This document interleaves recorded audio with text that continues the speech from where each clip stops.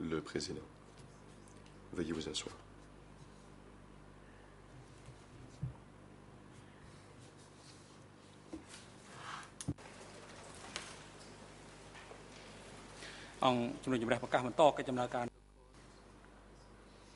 L'audience est ouverte. Aujourd'hui est la dernière journée d'audience sur l'aptitude à être jugé de Yang Tirette. Nous entendrons les dépositions des experts sur l'état de Yang Tirette.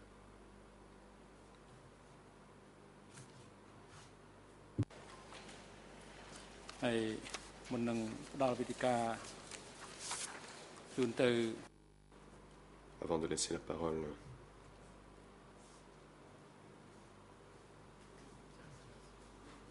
à la juge Sylvia Cartwright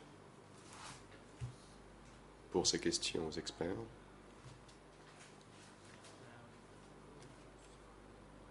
la Chambre va se prononcer sur la demande du procureur relative aux documents des experts, les rapports d'experts,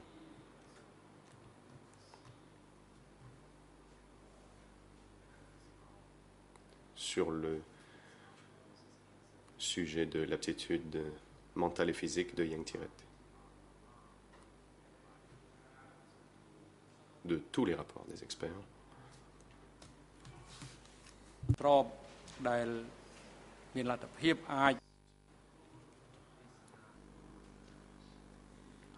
La Chambre note que la demande n'est pas appropriée.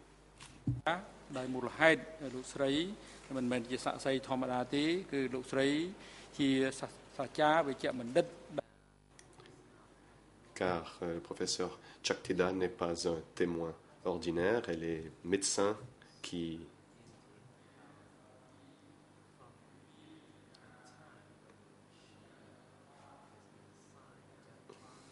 a soigné Yang Tirette depuis qu'elle a reçu ce mandat des CETC. L'entente avait été signée avec l'hôpital de l'amitié khméro-soviétique.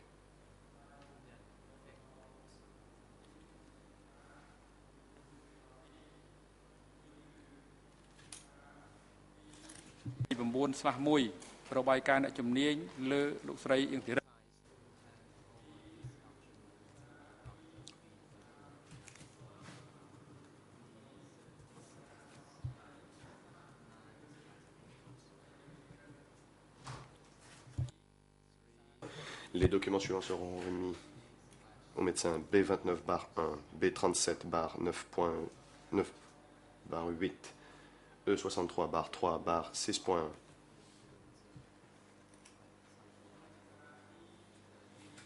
Rapport d'évaluation psychologique de Yang Tirette et le document E62-4-6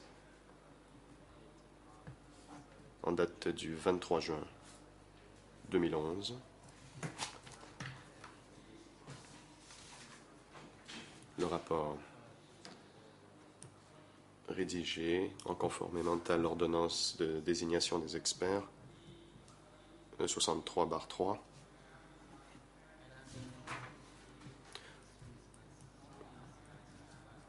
Le rapport E63-3-12 sera remis lui aussi. Ce rapport a été déposé conformément à l'ordonnance E63-3.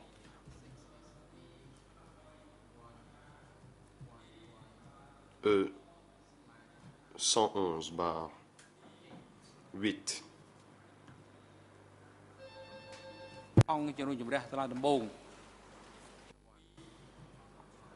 Conformément à l'ordonnance E111 de la Chambre de première instance.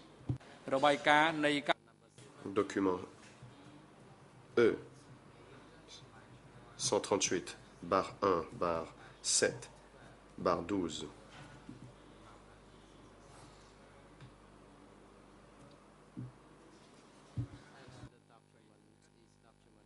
Ainsi que le document E138-1-7-4.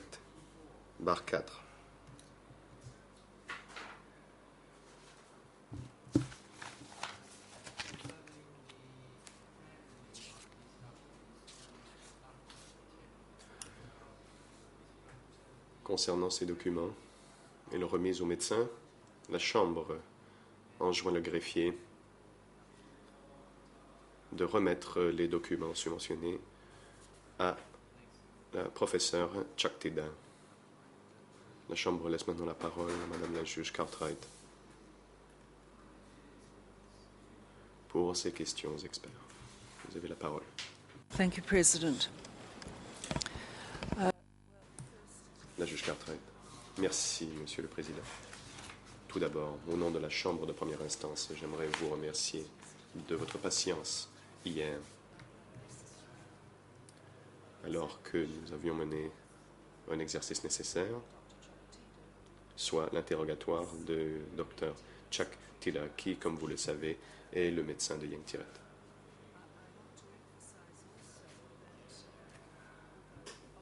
J'aimerais indiquer que, bien qu'elle ait une certaine mesure d'expertise, elle est citée à comparaître en qualité de témoin, ce qui la met dans une catégorie différente que la vôtre, à savoir expert désigné par la Chambre. Donc, lorsque vous faites référence à elle ou que vous lui parlez, veuillez garder cette distinction à l'esprit. Sa participation est à titre différent du vôtre à ces audiences.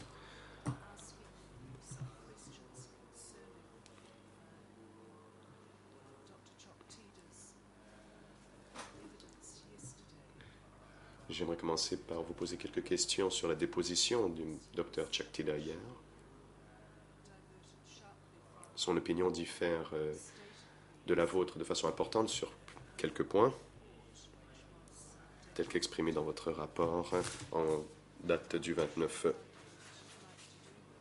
août 2012. Je ne sais pas comment vous souhaitez que nous procédions. Peut-être souhaitez-vous nous faire part de vos considérations. Et je pourrai par la suite vous poser des questions à des fins de précision. Cela vous convient-il?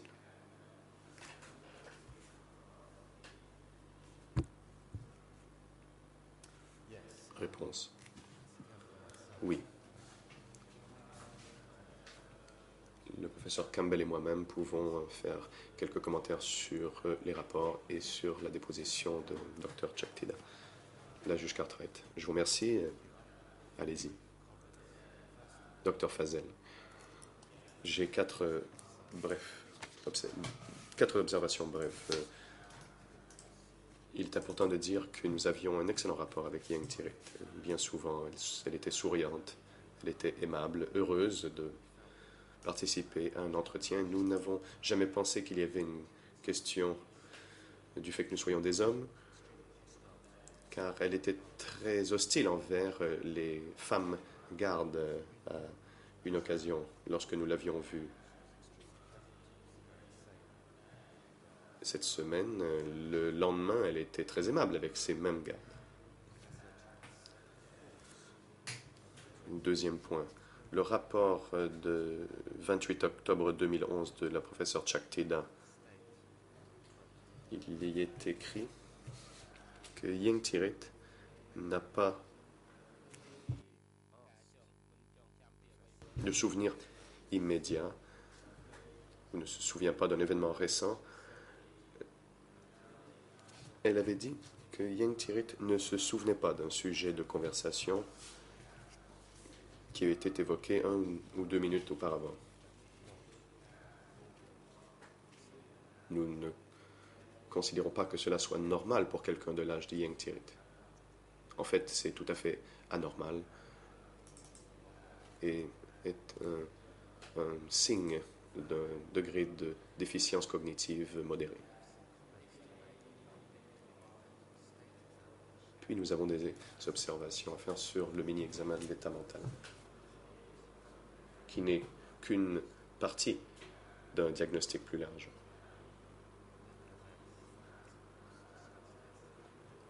Néanmoins, comme le mini-examen a été évoqué hier, nous avons quelques commentaires à faire à ce sujet. Tout d'abord, le professeur Chuck a omis une question sur une question d'orientation, qui est la journée de la semaine. Cette question fait partie de tous les mini-examens de l'état mental. Deuxième point.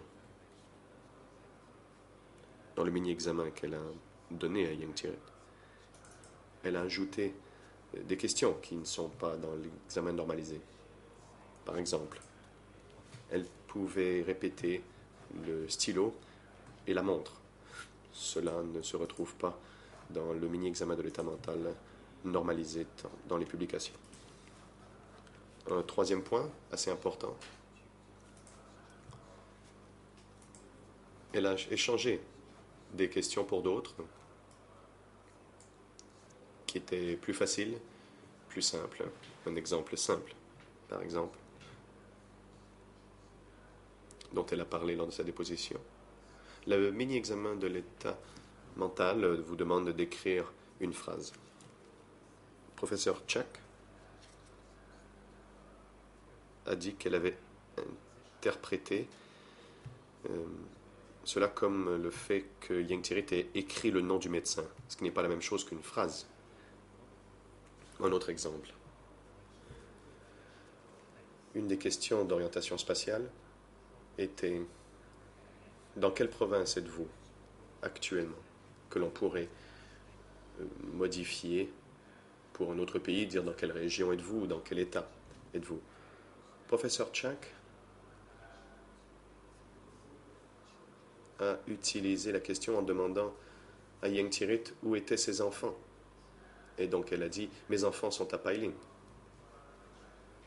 Ce qui est différent de votre propre compréhension par rapport à votre orientation personnelle dans l'espace. Dans quelle province, dans quelle région êtes-vous?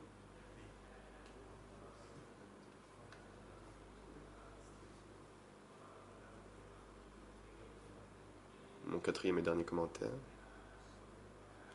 Dans les rapports de la professeure Chuck, nous n'avons rien vu qui nous porte à croire qu'elle ait posé des questions quant à la capacité d'Yang Tirith d'introduire un plaidoyer, ce qui ne faisait pas partie de son mandat. Je vais maintenant demander au professeur Campbell d'ajouter ses commentaires. La juge Cartwright. Merci, Dr. Fazel. Professeur Campbell, souhaitez-vous ajouter quelque chose?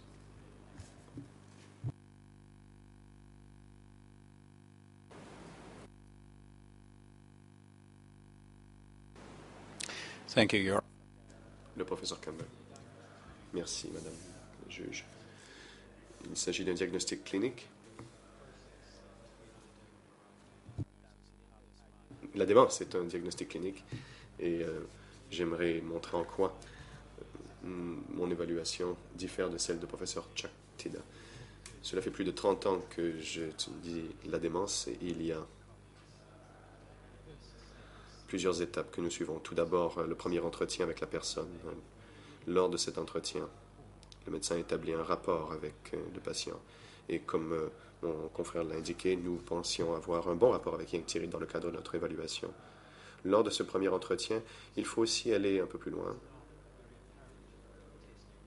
et procéder à une évaluation qui n'est pas un test évident, c'est-à-dire de tester la mémoire qui n'est pas une évaluation formelle. Et c'est très important car les gens qui souffrent de démence ont une bonne façade sociale et peuvent donner l'apparence de normalité, ce qui n'est pas nécessairement le cas.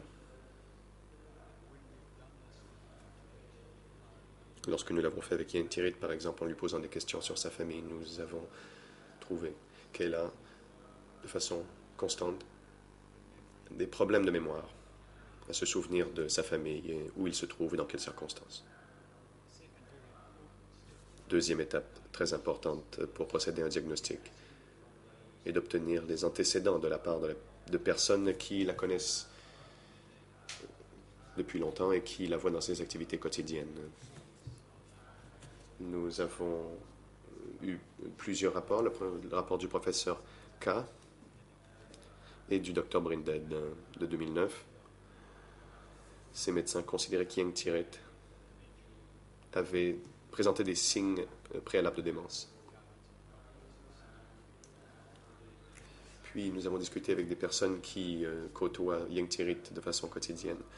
En obtenant les antécédents et les historiques de la part de ces personnes, ce qui est important, non seulement c'est ce qu'ils disent, c'est-à-dire des observations sur son comportement, mais aussi lui poser des questions sur ses fonctions. Nous avons constaté que les gardes font état d'une dégradation des fonctions de Yang Tirith. Par exemple, la première fois que je l'avais vue, elle était capable de s'habiller et elle se retrouve dans des situations où elle s'habille de façon inappropriée en mettant par exemple 2 couches de sous-vêtements. On y remarque donc une dégradation de ses fonctions. Et l'incontinence urinaire est aussi une indication de la dégradation de son état, en plus du fait qu'elle ne semble pas s'en rendre compte. Troisième étape, l'examen physique du patient pour s'assurer qu'il n'y a pas de maladie physique qui ait pu avoir une incidence temporaire. Il n'y a aucun signe de cela quand nous avons examiné Yang Tirith. On utilise aussi cette étape pour voir s'il existe une maladie sous-jacente, comme une tumeur cérébrale. Il ne semble y avoir aucun signe que ce soit le cas. Quatrième étape, le test formel en utilisant des examens normalisés comme le mini-examen de l'état mental.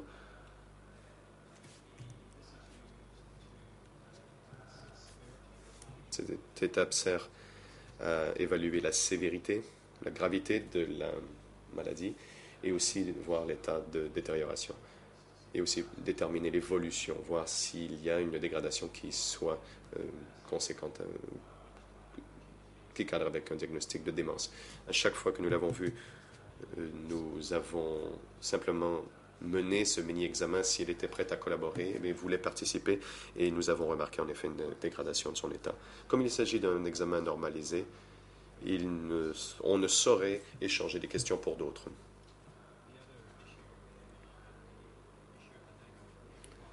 Aussi, la question du stylo et de la montre dont a parlé la professeure Chak.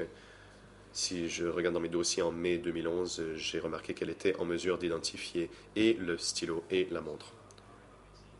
Notre mini-examen de l'état mental a démontré une dégradation.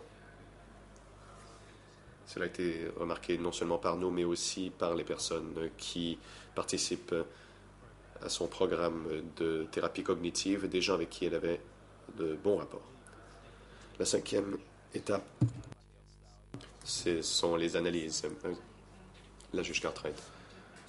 Je ne veux pas vous interrompre, mais je dois vous rappeler que vos propos sont interprétés simultanément en khmer et en français. Je vous prierai peut-être de ralentir votre débit et de marquer des pauses entre vos phrases pour que tous puissent suivre ce que vous nous dites. Merci.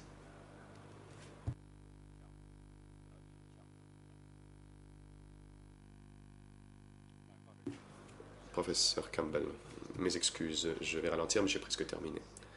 La 5e étape, donc, ce sont les analyses en laboratoire et les rayons X, ou le scanogramme dans le cas de Yang Tirith. L'objectif n'étant pas de déterminer l'étendue de la démence ou de confirmer le diagnostic, mais simplement pour s'assurer qu'il n'y ait pas de maladie sous-jacente qui contribuerait à cette déficience. Les analyses en laboratoire et le scanogramme n'ont pas montré qu'il y ait de troubles qui sans doute la démence à infarctus multiple qui pourrait contribuer à sa démence. Nous avons remarqué une dégradation des fonctions cognitives d'Ying Tirith. Nous avons constaté que sa démence pouvait être légère en 2009. Elle a progressé à un niveau modéré à grave aujourd'hui. Ce qui est conséquent avec la détérioration déterminée ou constatée dans les examens normalisés et aussi dans la détérioration de ses fonctions normales. La juge Cartwright. Merci. Docteur Hoodlina souhaite-t-il ajouter quelque chose?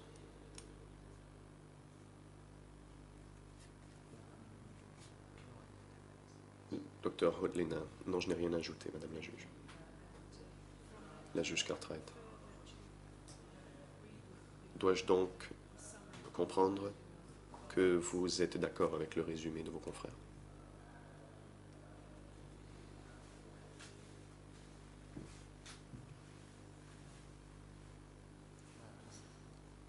Réponse. Oui. La juge Cartwright. Merci. Si nous pouvions revenir sur la question de la déposition du professeur Chaktida d'hier. Vous avez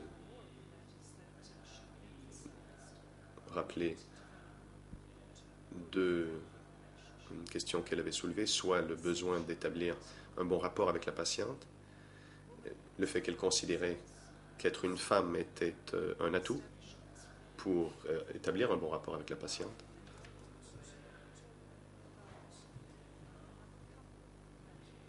J'aimerais parler de quelques autres points.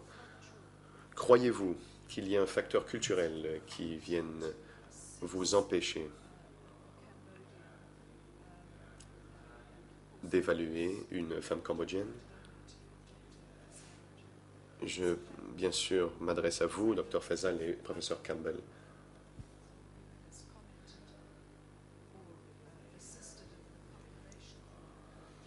Car les autres personnes qui ont participé à la préparation du rapport sont cambodgiennes, sauf l'ergothérapeute qui est de Singapour.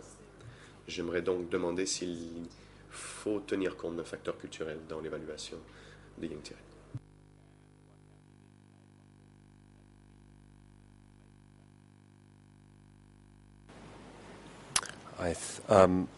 My view is... Réponse. Pour moi, une sensibilité aux questions culturelles est importante. C'est une des raisons pour lesquelles nous avons beaucoup fait pour obtenir des informations de bonne qualité auprès d'autres personnes participant à sa prise en charge et la connaissant depuis un certain temps. En plus, bien sûr, il était important d'avoir un confrère cambodgien qui participe à notre évaluation, car cela nous aide à éclaircir ce qui aurait pu nous échapper. La juge, merci. Hier, le docteur Chaktida a employé le terme pre-dementia, une prédémence. Est-ce que cela pourrait s'appliquer à des gens comme vous et moi, ou bien est-ce que ce terme a un sens différent? Réponse. Le docteur Chaktida a essayé de faire une distinction entre des changements qui sont normaux, vu l'âge, et la démence. Les déficiences cognitives de Yang Tarit dépassent largement ce qui serait normal au vu du vieillissement. Avec le vieillissement, il y a une perte de capacité d'assimilation de nouvelles informations et pour de nouvelles tâches, mais il n'y a pas de perte de mémoire récente, laquelle apparaît clairement chez Yang Tirit. Pour nous, il ne fait donc aucun doute que ce n'est pas lié à un vieillissement normal. Ce type de déficience n'intervient pas chez quelqu'un de cet âge. Pour nous, sans aucun doute, on ne peut plus parler de déficience cognitive légère, mais bien de démence. La juge. J'ai une autre question. L'administration de médicaments, avant ce changement très récent concernant la rivastigmine, je crois comprendre que depuis le moment où le professeur Carr et le docteur Brundit ont établi leur rapport,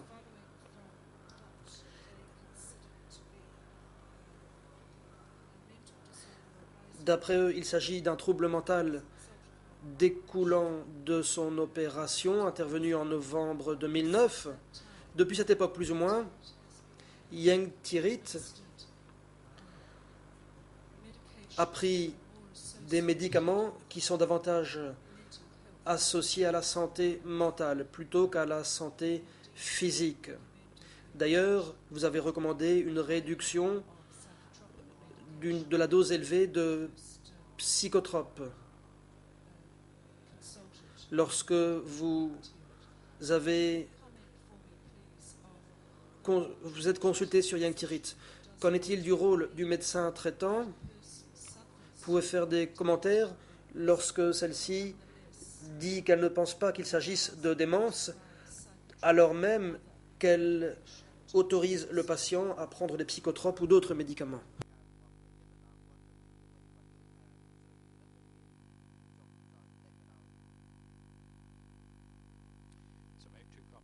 Réponse. 2 commentaires. Premièrement, les psychotropes ont été prescrits en Thaïlande après sa fracture de la hanche. Et à mon avis, à cette époque, c'est probablement été lié à un délire et pas à une maladie psychotique. Les gens qui ont une déficience cognitive précoce ont tendance à délirer en cas de blessure, comme c'était son cas. Quand je l'ai vu, je n'ai pas considéré qu'il fallait en permanence prescrire ces médicaments. La cothérapine qu'elle prenait ainsi que les somnifères pouvaient avoir des répercussions sur ses fonctions cognitives. Dans le cas de gens atteints de démence qui ont des problèmes comportementaux, des psychotropes peuvent être utilisés, mais avec beaucoup de prudence. Car souvent, il y a des effets secondaires qui l'emportent sur les avantages éventuels. La juge, pour être plus précis, si vous aviez été son médecin traitant, est-ce que vous auriez simplement continué de prescrire ces psychotropes si votre avis professionnel consistait à dire qu'elle n'était pas atteinte de troubles démentiels?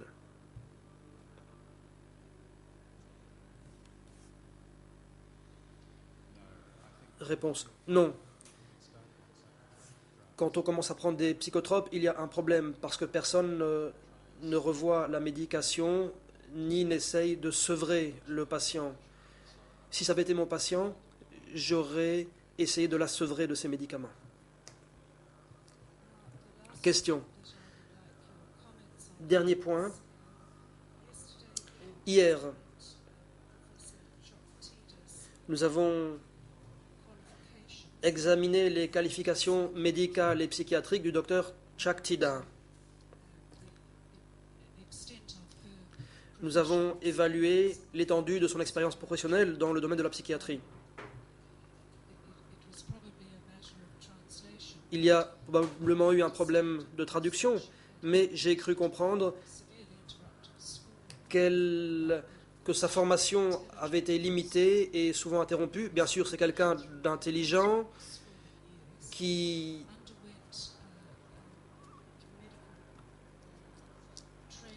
a suivi une formation médicale ici à Phnom Penh, après quoi elle a suivi un cycle de formation de 3 ans.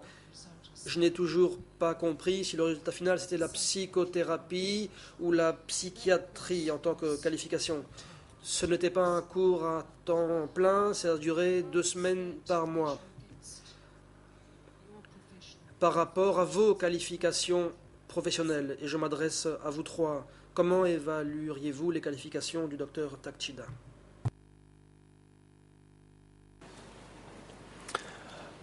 Well, every country. Réponse. Dans chaque pays, il y a un système de formation propre. Dans mon cas, j'aurais commencé une formation psychiatrique à plein temps en 1995. Dans le cadre de cette formation, j'ai été affecté à plein temps en psychiatrie. Et dans ce contexte, on en apprend beaucoup sur le diagnostic de la démence. On apprend l'utilisation des tests unifiés comme le mini-examen d'état mental. Et bien sûr, on voit beaucoup de patients qui sont atteints de démence à degrés divers. En général, on testent à la fin les compétences en matière d'examen psychiatrique. Dans un pays comme au Royaume-Uni, 50% des candidats échouent. S'ils l'ont réussi, il y a ensuite une formation supérieure, encore plus spécialisée. J'ai suivi cette formation spécialisée en psychiatrie pendant 1 an, puis 3 ans d'expertise psychiatrique, encore plus spécialisée. Puis on évalue vos compétences chaque année pour s'assurer que vous avez suivi les formations requises et que vous avez vu tous les types de patients qu'il fallait voir dans toutes les circonstances requises. À ce stade, on peut se porter candidat pour un poste de consultant. Dans mon cas, j'ai demandé un poste de consultant en 2003 et ma formation officielle en psychiatrie a duré plus de 8 ans. Ce n'est pas inhabituel au Royaume-Uni et dans de nombreux pays européens. La juge. Docteur Hotlina, pourriez-vous nous expliquer brièvement la formation que vous avez suivie en tant que psychiatre?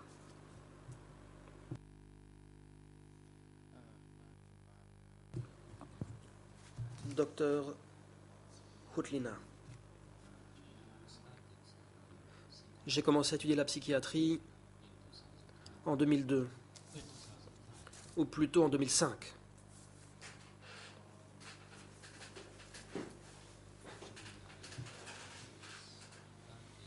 En réalité,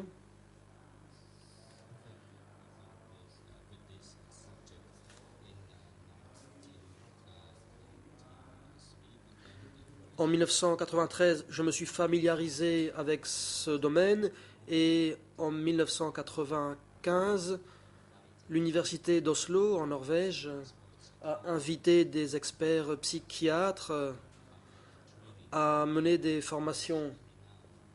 Il s'agissait de professeurs renommés dans le domaine de la psychiatrie. Et ce sont eux qui ont écrit de nombreux ouvrages de psychiatrie. Par exemple, M. Lima, qui a rédigé un certain nombre d'articles dans des revues spécialisées. Je pourrais aussi citer le professeur Mayer du Minnesota aux États-Unis, ou encore le professeur Sidney Block, qui était réviseur d'un journal de psychiatrie en Australie. Et il y a aussi d'autres professeurs qui ont rédigé beaucoup d'articles pour l'OMS. À cette époque, mon anglais était meilleur que celui de mes compagnons de classe. J'ai donc acquis certaines qualifications plus rapidement que les autres. J'ai achevé le cycle de formation fin 97, mais concernant l'obtention, la cérémonie de remise de diplôme, elle n'a pas eu lieu en 97, parce qu'à l'époque, le professeur de l'université d'Oslo était en congé de Noël, et donc la cérémonie de remise de diplôme a été repoussée. Elle n'a eu lieu qu'en 2008. Il y avait d'autres professeurs dont le nom m'échappe, mais ce que je peux vous dire, c'est qu'il y avait là des professeurs de grande renommée venant des 5 continents. À l'époque, il n'y avait ni interprète ni traducteur, mais je comprenais l'anglais. À l'époque, à l'Université des sciences de la santé, il n'y avait pas de cours de psychiatrie. Mais j'étais déterminé à utiliser une matière que d'autres ne voulaient pas ou ne pouvaient pas étudier. Donc à l'époque, il n'y a pas de cours de psychiatrie, mais j'ai toujours eu l'intention d'assister à de tels cours. Certains m'ont mis en garde en me disant que j'étudiais la psychiatrie. Moi-même, je risquais de souffrir de troubles psychiques. Mais ça ne m'a pas effrayé. J'ai même voulu poursuivre mes études dans ce domaine. Par la suite, J'ai étudié la psychiatrie. Nous avons beaucoup étudié dans le domaine de la psychologie, par exemple. Nous avons étudié les relations dans la famille. Et à l'époque, pendant mes études, je me suis dit que toutes les matières abordées étaient importantes.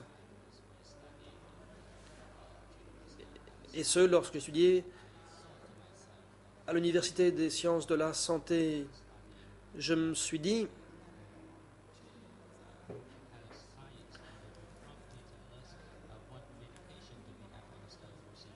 que si nous étudions la science médicale, on nous parlerait sûrement des médicaments à prescrire. Mais, en fait, on nous a enseigné aussi d'autres choses.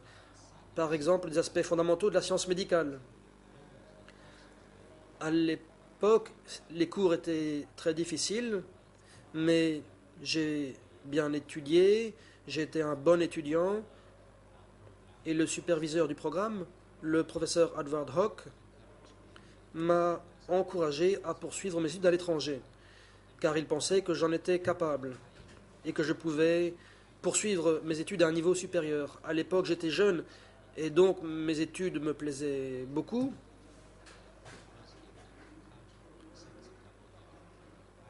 Au Cambodge, l'idée était que plus on obtenait un bon diplôme, meilleur serait notre salaire. J'ai donc essayé d'obtenir une bourse pour étudier à l'étranger. Par exemple, en Australie, ce n'était pas évident d'obtenir une bourse car il y avait un grand nombre de candidats.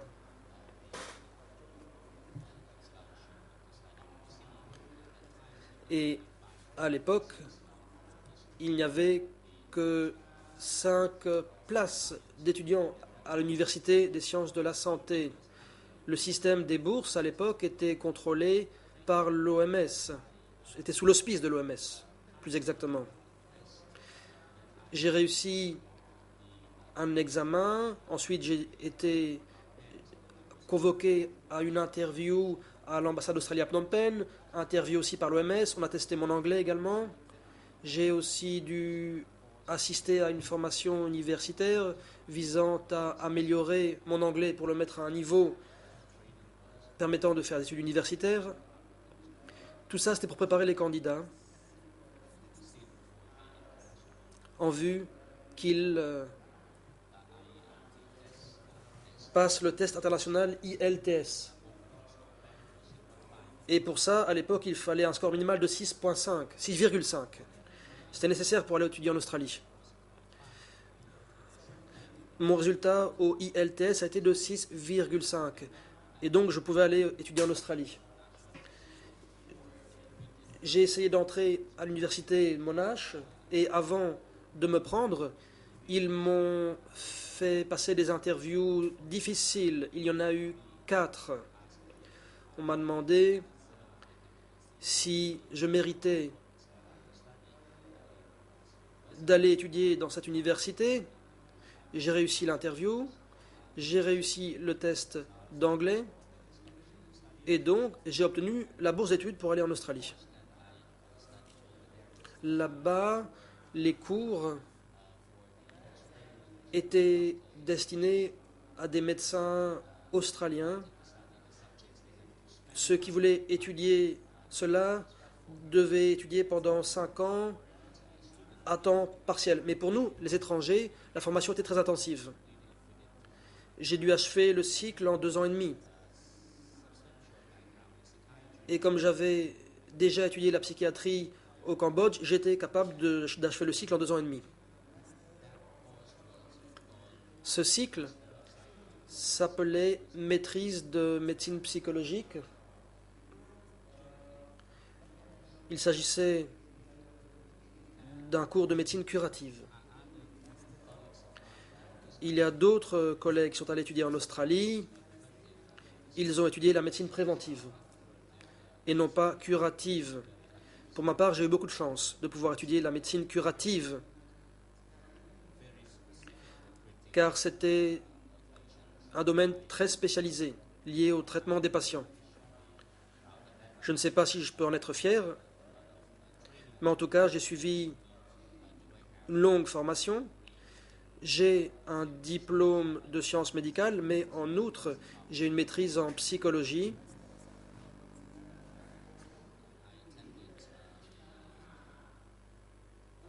et j'ai suivi un cycle de cours en Australie.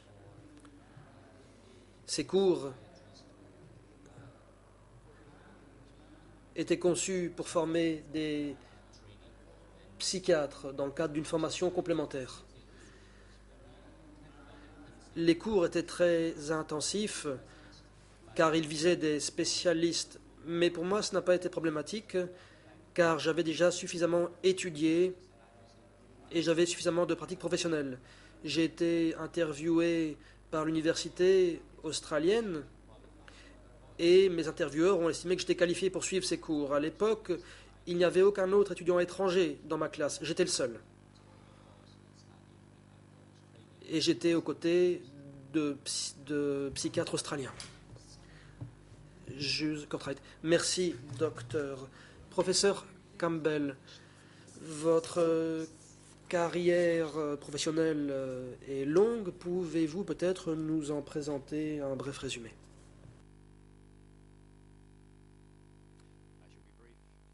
Réponse. Brièvement. Après ma formation, j'ai suivi une spécialisation médecine interne en 3e cycle au collège de médecins. Puis je me suis spécialisé dans la médecine gériatrique. J'ai suivi une formation en Nouvelle-Zélande, en Angleterre et au Canada. Ensuite, j'ai repris un poste de consultant en Nouvelle-Zélande. J'ai fait des recherches qui ont débouché sur mon doctorat de l'université d'Otago. J'ai fait plusieurs choses, y compris une étude de la prévalence de la démence. Voilà.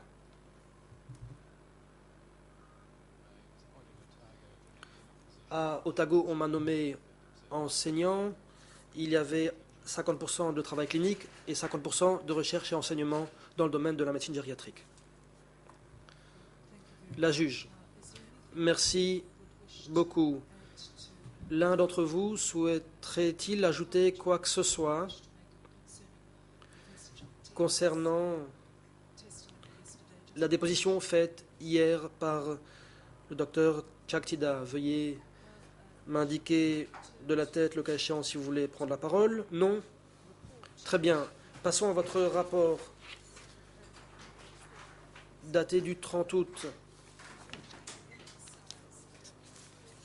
Vous avez souligné qu'un aspect important des tests administrés consistait à s'entretenir avec les gens qui étaient proches du patient. Cela comprend bien sûr les membres de la famille et dans le cas de Yang Tirit, cela inclut son mari ainsi que les autres médecins traitants, en plus du docteur Chaktida.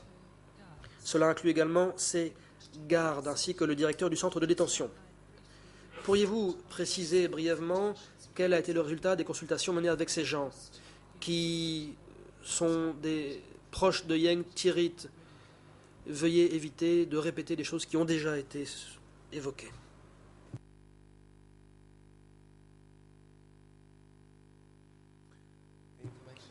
Réponse. Les informations reçues de plusieurs sources allaient dans le sens d'une détérioration de son fonctionnement, y compris la mémoire, mais aussi, de façon plus large, certains aspects du fonctionnement du patient. Par exemple, le fait que de plus en plus souvent, elle insultait les gardes. Cela a été variable, avec un certain degré d'incohérence qui a augmenté au fil du temps. En plus de ça, il y a eu des problèmes de plus en plus importants d'hygiène personnelle, y compris incontinence urinaire. Les gens, en plus, disaient qu'elle n'en était pas consciente. C'était là des éléments nouveaux par rapport à notre dernière évaluation.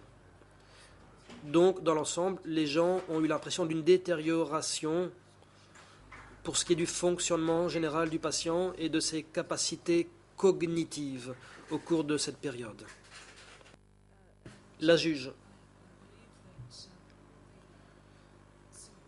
Je pense que l'ergothérapeute de Singapour, qui qui est venu former des professionnels de la santé cambodgiens dans le cadre d'un programme d'ergothérapie pour Yang Thirit, vous a fait également des observations précises. Je ne veux pas trop souligner l'importance du test mini-examen de l'état mental, mais lui aussi a administré ce test. Pouvez-vous nous dire ce qu'il en a pensé?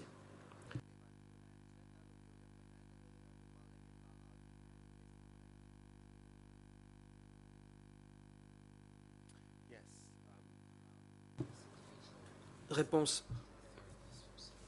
Cet ergothérapeute singapourien a une expérience considérable avec des personnes âgées et des personnes atteintes de déficience cognitive. Cette personne a dit que pour elle, sans aucun doute, Yang Thirit était atteinte de déficience cognitive modérée à sévère et il a mis en place un programme de remédiation, ou plutôt il a pensé que le programme de remédiation cognitive n'a pas porté ses fruits. Pour évaluer, il a notamment administré le test MMSE, mini-examen d'état mental, sur une période de 3 mois. Au fil de cette période, il n'y a pas eu de changement manifeste quant au score obtenu. Ils se sont échelonnés entre 12 et 14. Ces scores sont un peu inférieurs à ceux que nous avions trouvés en 2011, lorsque nous avons fait le test, mais comme je l'ai dit, la principale conclusion, c'était que d'après lui, il n'y avait pas d'amélioration de ses capacités cognitives durant la période du programme au cours de laquelle il a formé du personnel. Question. Il y a une question qui a été soulevée. Il s'agit de la capacité de Yang Thirit à parler ou à écrire dans des langues étrangères. Je suppose que certains pourraient considérer que cela montre que la personne contrôle pleinement ses facultés mentales. Qu'avez-vous à dire à ce sujet?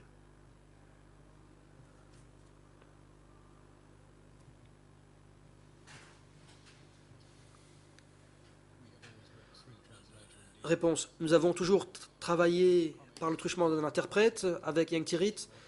Au début, d'après ses gardes, elle pouvait répondre en anglais, mais c'est devenu de moins en moins fréquent au fil du temps. Nous ne pensons pas que la question du langage ait pu, d'une façon ou d'une autre, entraver notre capacité à l'évaluer. Question.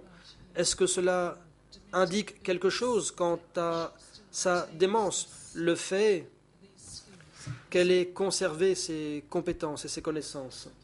Réponse. Je ne pense pas. Elle conserve ses compétences,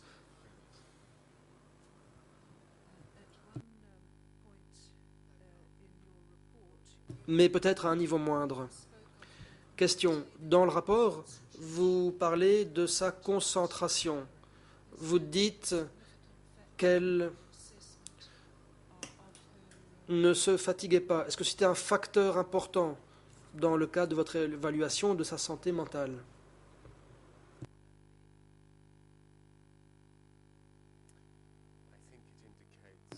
Réponse. Selon moi, cela montre tout d'abord qu'il n'y a pas de maladie physique manifeste. Deuxièmement, il faut préciser que nous n'avons pas procédé à des tests quand Yang Thirit était manifestement fatigué ou déconcentré ou très fatigué. Troisièmement, je ne pense pas que ce soit directement pertinent par rapport au diagnostic, car le maintien de la concentration et de l'attention pendant la durée d'une interview, ce n'est pas la même chose que la question de la mémoire. La mémoire étant un des principaux critères pour poser notre diagnostic. En plus de cela, il y a le fonctionnement général. Nous examinons différents aspects, bien sûr. L'attention, la concentration, c'est un aspect, mais il y a de nombreux aspects. mémoire à court terme, à long terme, fonctionnement exécutif, à savoir jugement, contrôle et autres. Question. Quand quelqu'un est atteint d'une maladie mentale, souvent, on peut soupçonner que la personne simule. Dans le cas présent, il y a plusieurs personnes qui ont fait remarquer que Yang Tirit faisait peut-être semblant d'être malade, afin d'éviter d'être jugé pour des faits d'une grande gravité.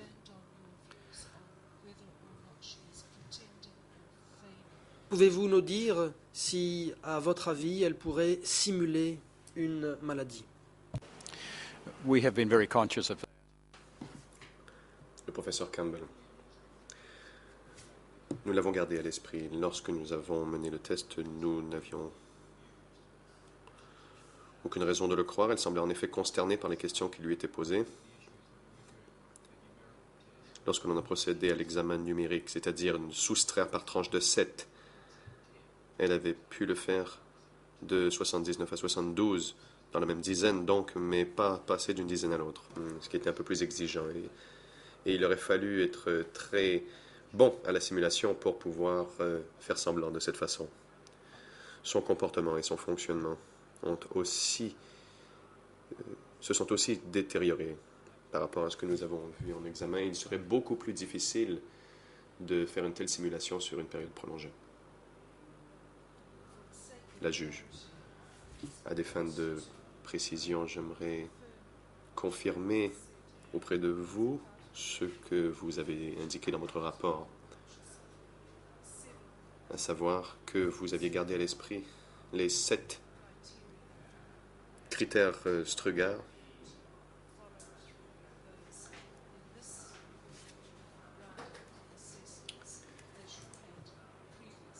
et que vous y étiez conformé comme vous l'avez fait lors du dernier examen, c'est-à-dire la capacité d'introduire un plaidoyer, de comprendre la nature des accusations portées, de comprendre le déroulement du procès, de comprendre les éléments de preuve, de donner des instructions à un avocat, de comprendre les conséquences du procès et finalement de faire une déposition.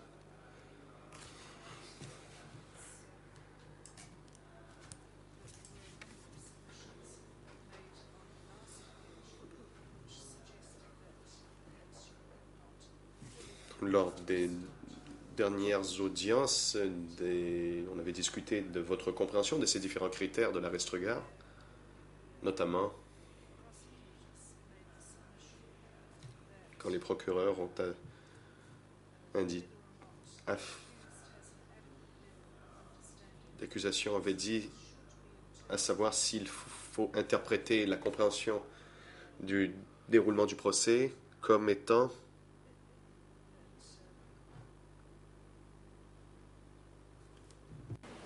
This should not be interpreted as understanding the course of proceedings as they unfold.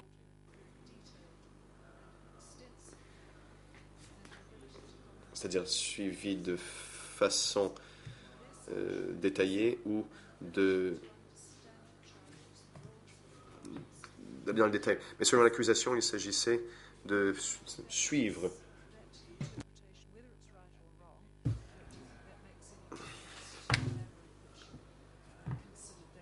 Donc, pouvez-vous nous expliquer comment vous avez considéré ce critère?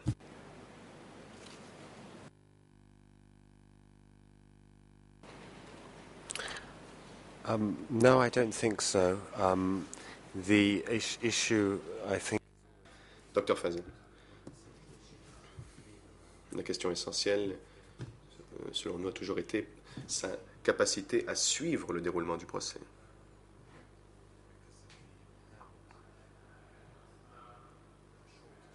Compte tenu de la déficience de sa mémoire à court terme, l'incapacité d'analyser ce qu'elle a entendu lors des audiences pour en faire ensuite des commentaires là-dessus et de pouvoir en parler à son équipe de défense. Si, même avec une définition plus élargie de ce critère, nous sommes d'avis que Yang Tirit aurait beaucoup de difficultés à satisfaire ce critère. La juge.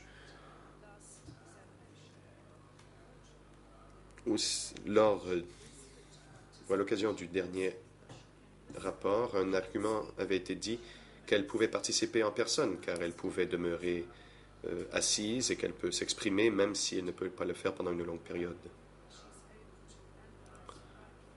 Qu'elle est capable de discerner le bien du mal et donc que ses fonctions cognitives ne sont pas totalement déficientes. Et la raison pour laquelle elle souffre de troubles de mémoire est qu'elle est une personne plus âgée. Bon, vous en avez déjà parlé, mais qu'avez-vous à dire à propos du fait qu'elle peut participer au point de vue physique?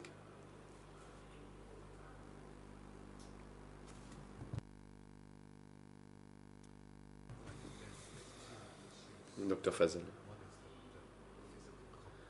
Il y a une distinction à faire entre son aptitude physique à se rendre au tribunal et, comme vous l'avez dit, être en mesure de demeurer assise pendant une longue période, de pouvoir écouter, de pouvoir parler.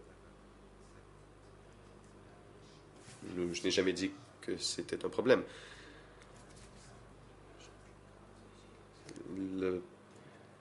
L'aspect cognitif de l'aptitude est ce qui nous préoccupe. Du point de vue cognitif, Yang Tirit présente un certain nombre de problèmes, comme par exemple celui de pouvoir suivre le déroulement du procès ou de pouvoir donner des instructions à un avocat. Nous considérons que sa capacité à faire une déposition est aussi déficiente en raison de problèmes cognitifs et non pas en raison de problèmes physiques. La juge.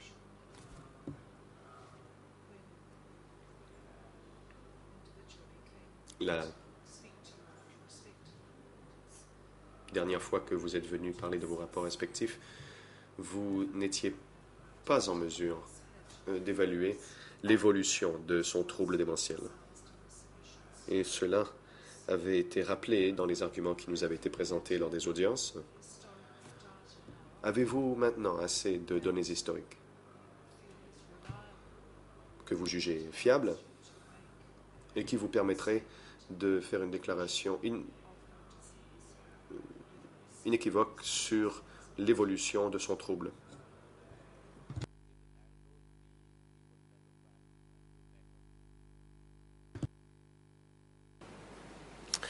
Yes. Dr. Fazel. Nous sommes d'avis qu'il y a eu une évolution. Et nous avons évoqué cette évolution dans notre rapport. Nous indiquons que son niveau de démence actuel est modéré à grave, alors qu'en 2011, il aurait pu être décrit comme modéré. Comme nous l'avons entendu en 2009, le professeur K et le Dr. Brinded l'avaient jugé léger. Il y a donc eu une évolution de léger à modéré, de modéré à modéré et grave. Et l'on peut le voir d'ailleurs dans ces scores du mini-examen d'état mental qui ont eux aussi évolué et qui sont allés allant de 15 à 18 l'année dernière à cette année, sauf exception de celui qu'avait mené le professeur Chaktida, qui selon nous n'avait pas été fait de façon adéquate.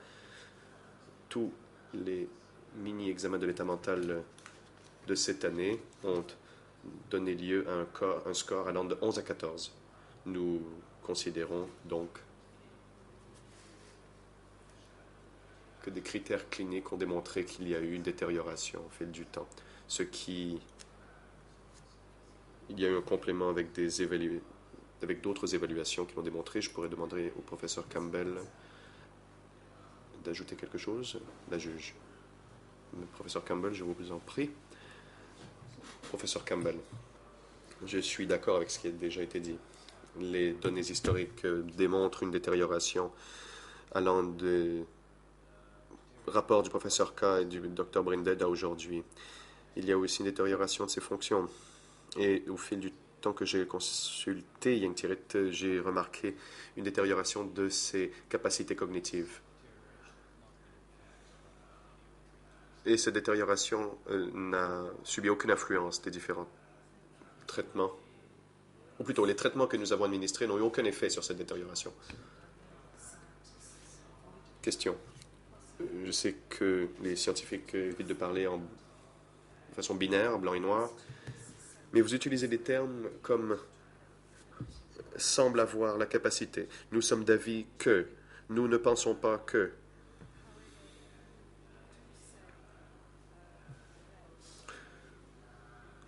Et vous indiquez, par exemple, au paragraphe 60 de votre rapport, que du point de vue diagnostique, nous demeurons d'avis que Yang Tirith souffre manifestement de démence. J'aimerais m'assurer qu'il s'agit là de votre conclusion à tous. Vous n'avez aucun doute? Il n'y a pas d'autre traitement que vous puissiez suggérer qui pourrait soit maintenir son niveau actuel de compétence, d'aptitude mentale ou l'améliorer et que, selon vous,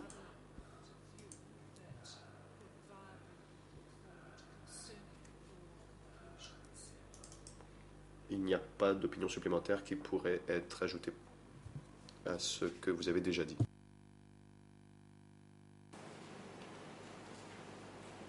That is correct. Professeur Campbell, c'est exact. Nous sommes d'opinion claire que Yang Tirith souffre de démence. Nous avons utilisé différents traitements sans effet et il n'y aurait aucun avantage à essayer de lui prescrire d'autres médicaments ou un remède. La juge. Dernier point.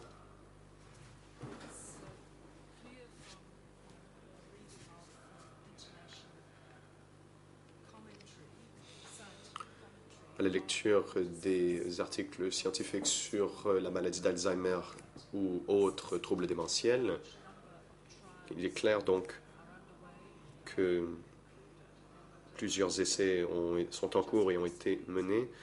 Tout récemment, il y avait une grande nouvelle que l'on a mis fin à des essais car il n'y a pas eu d'amélioration mesurable chez les patients traités avec un médicament particulier. Y a-t-il d'autres traitements ou d'autres commentaires que vous souhaitez ajouter à la documentation scientifique déjà publiée sur de nouveaux traitements, de nouveaux médicaments qui seraient disponibles ou d'autres options pour le traitement de l'Alzheimer?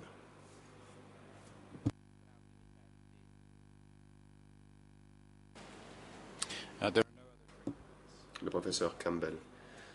Il n'y a pas d'autres traitements qui seraient bientôt disponibles et qui auraient d'effet dans une situation comme celle de Yang Tirith. Les médicaments que nous avons essayés, à savoir la rivastigmine en particulier, ne sont efficaces que chez le tiers des patients. Et cela peut les ramener il y a une situation d'il y a 6 mois, cela peut ralentir l'évaluation, mais ne peut empêcher la progression inévitable de la maladie.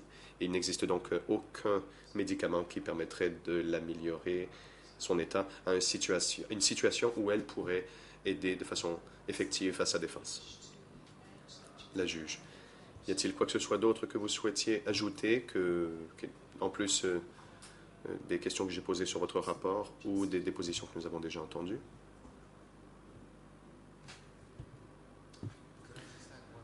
Dr Fazel, j'aimerais ajouter un autre commentaire sur la simulation. En plus de ce qu'a dit le professeur Campbell, j'aimerais ajouter qu'il serait très difficile de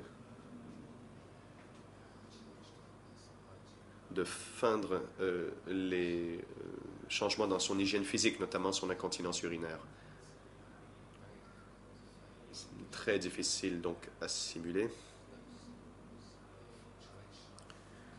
Et ce que nous avons remarqué, c'était les fluctuations de ses fonctions mentales, notamment son hostilité envers le personnel du centre de détention Et ce n'est pas quelque chose que les gens font lorsqu'ils simulent. Il y a en général une approche constante. Et il y a eu beaucoup de fluctuations dans ces réponses aux questions à propos de la mémoire. Par exemple, le premier jour où nous avons mené un entretien avec Yang Tirit, elle ne parvenait pas à se souvenir du nom de son époux. Mais le deuxième jour, elle pouvait le faire. Je suis d'avis que si l'on fait semblant d'avoir des troubles de mémoire, on serait constant et on ferait semblant toujours de ne pas s'en souvenir. Et c'est donc ces incohérences, et même au sein d'une même conversation, sa capacité à se souvenir change. Des fois, elle parvenait à se souvenir qu'elle avait étudié à l'étranger, et plus tard, dans la même conversation, elle a dit non, j'ai étudié à Phnom Penh, à l'université à Phnom Penh, ce que nous savons n'est pas le cas. Si quelqu'un faisait semblant, je pense qu'il serait constant et ne changerait pas d'idée. La juge. Merci, Monsieur le Président. Voilà qui met fin aux questions que j'avais à poser. Je vous remercie beaucoup, Monsieur. Le Président. Merci, Madame la juge Cartwright. La parole est maintenant au juge Lavergne. Oui, merci, Monsieur le Président. J'aurais une question, je souhaiterais clarifier une question qui a déjà été longuement discutée. Il s'agit d'une question de méthodologie et qui a trait donc à l'administration du mini-examen d'état mental standardisé. Les questions de cet examen sont des questions standardisées, si j'ai bien compris. Est-ce que vous pourriez nous dire si ces questions ont été fait l'objet d'une approbation par des instances internationales en charge des problèmes de santé? Est-ce que ces questions sont recevables dans l'hémisphère nord de ce globe ou dans l'hémisphère sud, ou bien est-ce qu'on peut les appliquer dans différentes parties du monde sans que cela pose de difficultés a priori?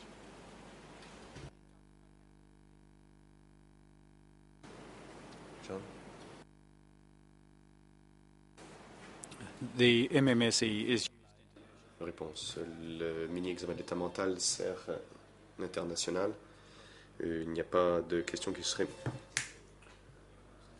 appropriée du point de vue culturel. Et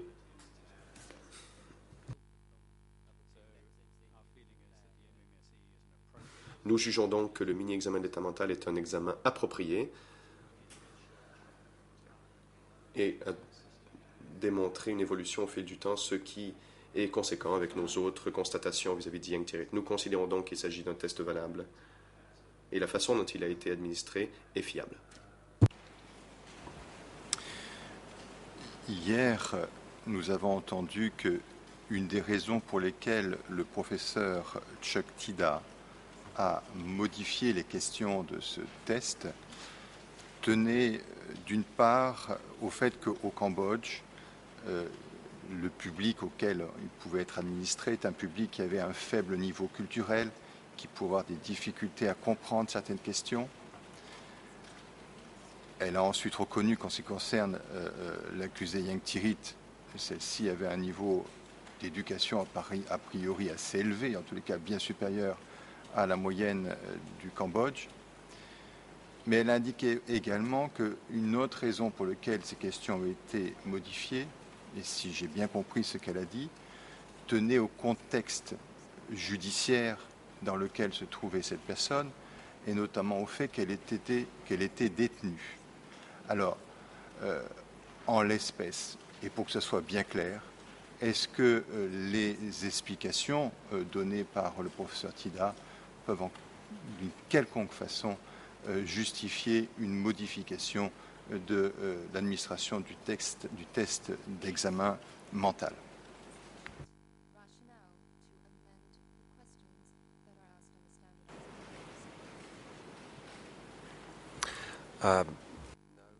Réponse. Dr Fazel. Non. Selon moi, il n'y a aucun sens de modifier une question en termes d'orientation spatiale et temporelle. Et il n'est pas approprié de poser des questions plus simples à quelqu'un d'un intellect élevé comme Yang Tirith.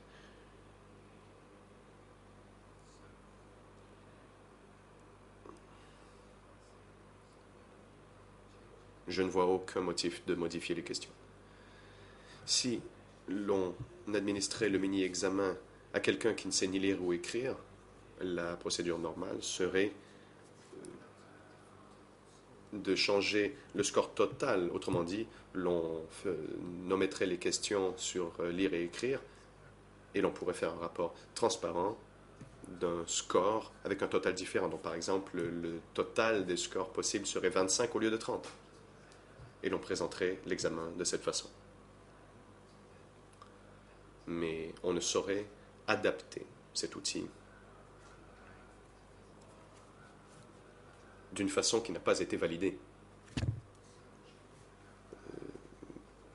par des recherches soit locales ou même internationales. Docteur Campbell, vous souhaitiez ajouter quelque chose?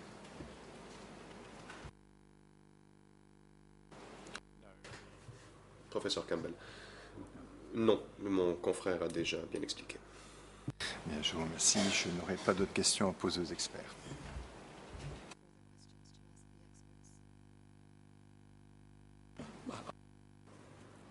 Le président. Merci. À présent, la Chambre souhaite laisser la parole au parti. L'accusation, vous pouvez commencer.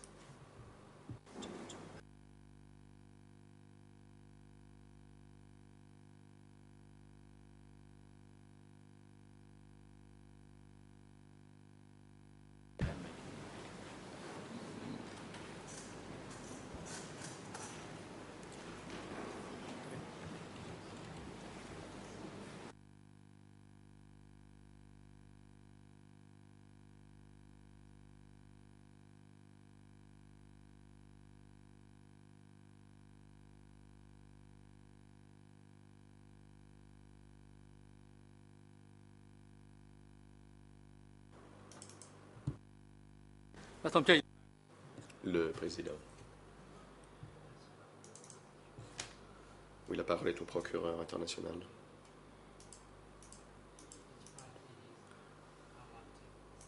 Chacune des parties a une demi-heure pour poser ses questions à l'expert. Le procureur. Monsieur le président, j'aimerais faire référence à une communication que j'ai avec la jury Histoire Classe et les commentaires que j'ai faits hier. Nous pensions que la défense devait commencer. C'était l'approche lors de la dernière occasion. Si je me méprends, je peux bien sûr aller commencer. Mais j'essaie simplement dire que ce n'est pas la procédure que nous avions adoptée la dernière fois. C'était d'abord la défense, puis l'accusation, puis une possibilité de contre-interrogatoire de la défense.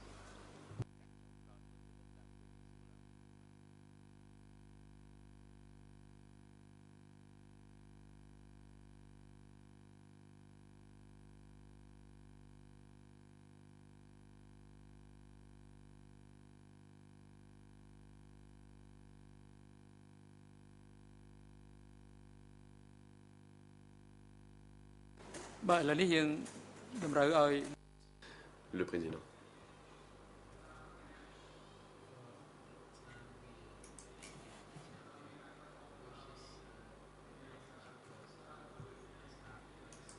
Cette fois-ci, nous demandons à l'accusation de commencer. Il n'y aura pas de réponse ou de contre-interrogatoire car nous devons aller rapidement. Le procureur. Je vous remercie, Monsieur le Président.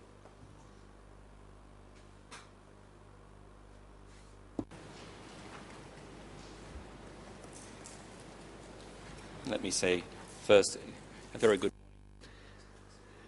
Tout d'abord, bonjour aux experts et j'aimerais joindre ma voix à celle de la Chambre pour reconnaître votre contribution à la manifestation de la vérité dans cette question.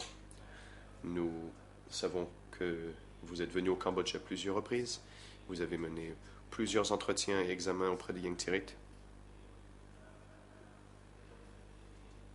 Et vos rapports très utiles et détaillés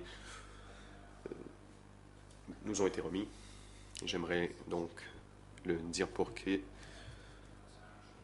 mémoire. L'accusation aimerait aussi reconnaître les efforts de la Chambre,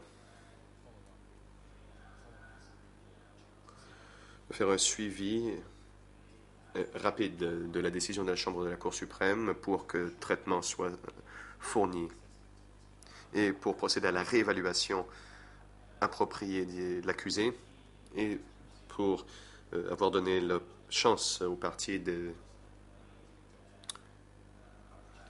discuter avec les experts. Et j'aimerais donc reconnaître la diligence de la Chambre depuis la décision de la Chambre de la Cour suprême. J'aimerais dire dès le début que l'accusation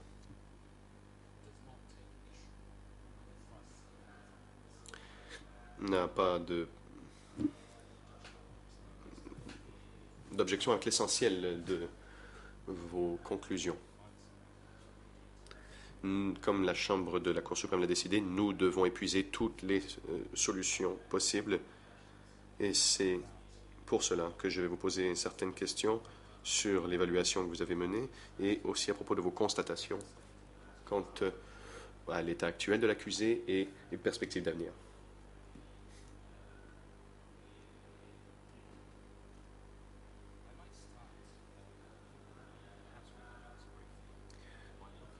J'aimerais commencer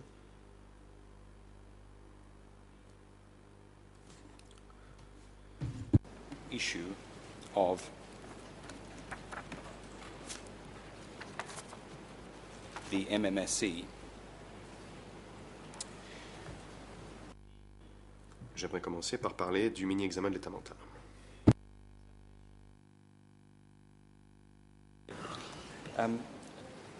Professor Campbell, you've explained to us. Monsieur le professeur Campbell, vous nous avez dit plus tôt qu'à votre avis,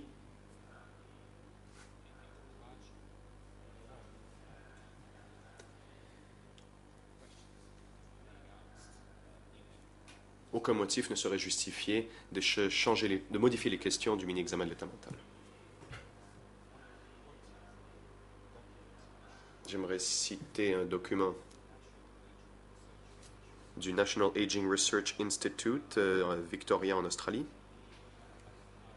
J'ai une copie papier que j'aimerais vous remettre. J'ai des copies à remettre aux experts et j'ai aussi des copies pour vous si vous le souhaitez.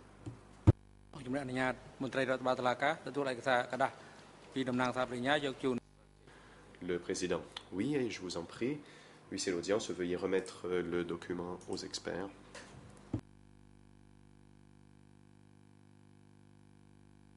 Professor Campbell, if we look on the first.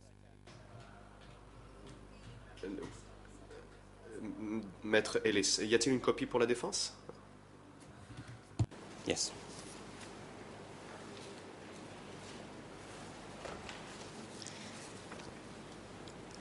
If we return to the document. Le procureur. Il s'agit d'un feuillet d'information très bref. J'aimerais avoir votre opinion. C'est un document où il est écrit en bas à droite de ce document. Le mini-examen de l'état mental est un outil de contrôle cognitif qui a des partis pris culturels.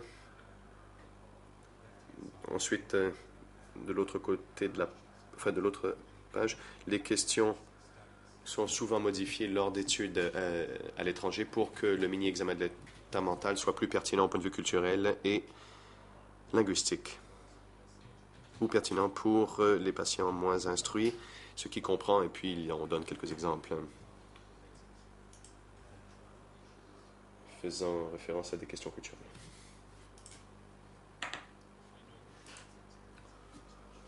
Je sais que vous avez beaucoup d'expérience avec cet examen, donc je ne conteste pas du tout votre spécialisation en la matière. Je vous demande si ce type de modifications sont appropriées dans un contexte culturel différent.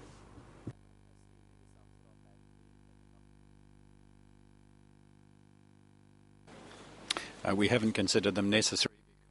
Professeur Campbell, nous n'avons pas jugé que c'était nécessaire car Yang Tirith a réussi à répondre au mini-examen de l'état mental normalisé, notamment les soustractions par tranche de 7.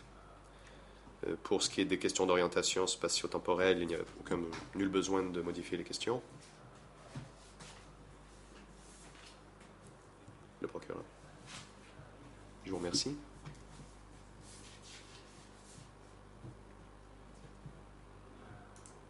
Dans votre rapport, vous avez comparé les différents scores. Vous indiquez que même toujours dans une même journée, ils peuvent varier dans le courant d'une même journée. Dois-je comprendre donc qu'un score du mini-examen de l'état mental peut varier de quelques chiffres sans pour autant être indicatif de l'état mental? Ça peut arriver chez quelqu'un atteint de déficience cognitive et non pas dans le cas contraire, mais il peut y avoir une fatigue et un changement dans la coopération avec les examinateurs. Il faut donc faire le test à un moment donné où le patient coopère et est en mesure de passer le test. Il s'agit de trouver des récurrences au fil du temps. Or, la récurrence observée, c'est qu'il y a une détérioration progressive des scores obtenus.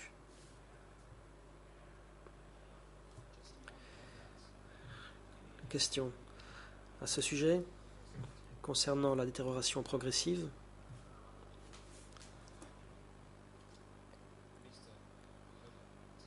J'espère que je ne vais pas écorcher son nom. Monsieur Sridharan est le thérapeute singapourien que vous avez interrogé. Je vous cite le paragraphe 42. Il vous a dit qu'il n'avait pas eu de changement visible des facultés cognitives de Yang Tirith depuis le début du programme de remédiation cognitive. Or, ce programme avait commencé en mai. Selon lui, il n'y a pas eu de changement visible concernant ses facultés cognitives, alors que vous constatez un déclin graduel des scores obtenus. Comment concilier ces deux points de vue?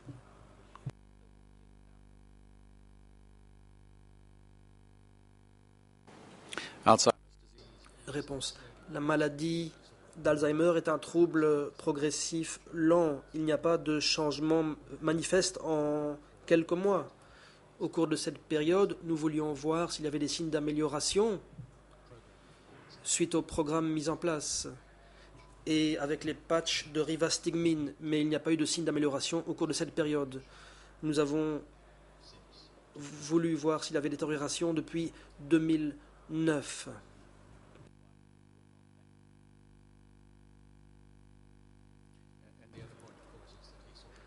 En outre, il l'a rencontré une fois et nous avons examiné les rapports d'autres personnes qui l'ont rencontré.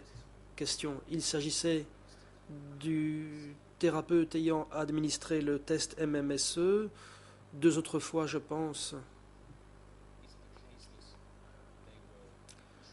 Ces gens ont-ils été formés par la personne que j'ai citée aux fins d'administration du test MMSE, mini-examen de l'état mental?